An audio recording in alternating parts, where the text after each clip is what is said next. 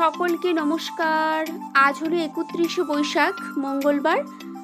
আমার বাড়ির পাশেই যে মন্দিরটা আছে সেখানেই হচ্ছে আজ কালী পুজো। প্রতিবারই এই বৈশাখ মাসেই কালী পুজোটা হয়। আর মন্দিরটা খুব সুন্দর করে ফুল দিয়ে সাজানো হয়েছে। এখনও মাকে নিয়ে আসা হয়নি, সবাই গিয়েছে মাকে নিয়ে আসতে। আমিও যাব এখন পুজো দিতে, তাই একটু শাড়ি টাড়ি পরে রেডি হয়ে নিলাম। এত জোরে মাইক বাজছে যে ঘরের মধ্যে কথা বললেও শোনা যাচ্ছে না। এরপরে মায়ের গয়নাগুলো আমি বার করেছি। আমার ভীষণ ইচ্ছে ছিল মাকে এই গয়নাগুলো আমি বানিয়ে দেব। তো আমার স্বপ্নটাও পূরণ হয়েছে। প্রত্যেক বছর এই পুজোর দিনে গয়নাগুলো বার করে পরিষ্কার করে নিয়ে মাকে পরিয়ে দেওয়া হয়। আবার পুজো হয়ে গেলে জায়গা মতো তুলেও রেখে দিই।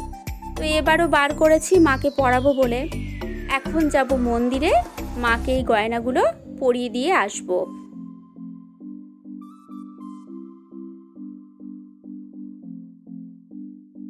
পুজো দেওয়ার ডালাটাও সাজিয়ে নিয়েছি। কাপড়, আলতা, সিঁদুর, মায়ের হার, মুকুট, ফল, বাতাসা, মিষ্টি আর নিয়েছি ধূপ। তারপরে চলে এলাম মন্দিরে, আর এখন পরিয়ে দিচ্ছে মায়ের মুকুটটাও। আর এত পরিমাণে মায়ের গলায় মালা দিয়েছে সবাই যে মুকুটটাও ভালো করে পরানো যাচ্ছিল না। তারপর সবাই মিলে মুকুটটাও পরিয়ে দিল। মুকুটটা পরানো হয়ে গেছে, এখন পরাচ্ছে মায়ের হারটা। এত ফুলের মধ্যে মায়ের মুখটাও ভালো করে দেখা যাচ্ছে না।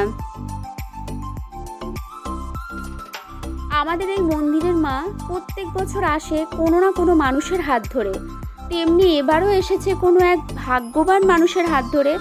আসলে সবাই তো মায়ের পুজো দিতে চায়। আমিও আশায় আছি কোনো না কোনো দিন অবশ্যই আমাদের হাত ধরে মা আসবে। তো বিশাল আয়োজন, পাড়ার সবাই ভীষণ আনন্দ করে আমাদের এই মন্দিরের পুজোটায়।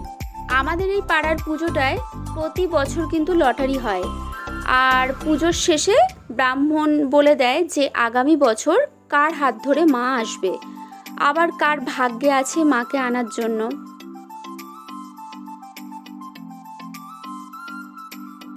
আর মন্দিরে তো পুজোর দিনে সবাই কাজে ব্যস্ত, কেউ বা ফল বানানোর কাজে, কেউ বা ঠাকুরের বিভিন্ন কাজে।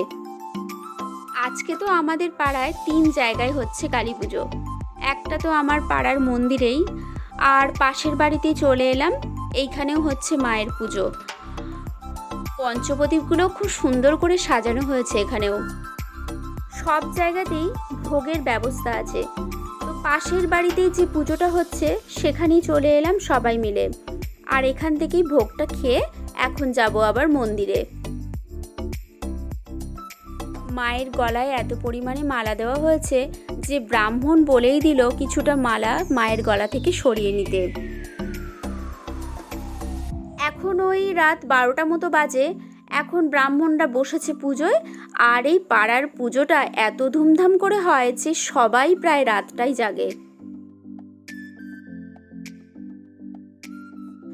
সারা রাত পুজো হওয়ার পরেই এখন ভোর প্রায় 5টা মতো বাজে। কারণ আমাদের এখানকার নিয়ম আছে সূর্যোদয়ের আগেই ঠাকুর বিসর্জন করার। মায়ের জন্য এত বিশাল আয়োজন, এত আনন্দ, সব হলো শেষ। মায়ের এখন বিদায় বেলা। প্রতি বছর সবাই যেন আনন্দ করতে করতে তোমাকে এইভাবেই আনতে পারে। আবার এসো মা। আজকের ব্লগটা আমি এখানেই শেষ করছি। আবার দেখা হবে নতুন একটা ব্লগে। ব্লগটা ভালো লাগলে লাইক ও সাবস্ক্রাইব করে দিও। সবাই ভালো থেকো, টাটা।